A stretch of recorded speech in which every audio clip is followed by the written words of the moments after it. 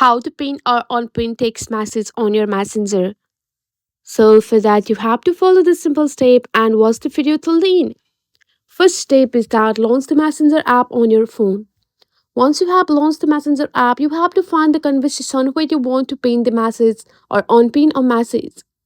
And after that, you have to tap and hold on the message until you see the pin option. So here on your iPhone, just go for the more option and you will find the pin option here. Just tap on the pin option and go for the pin here. So here you can see that you have successfully pinned a message on your messenger like this. So if I want to unpin that message, just go for the see all option and just go for that pin message here. Also, you can find your pin message here. Just tap on the friend profile and go for the pin message and you have to tap on that pin message.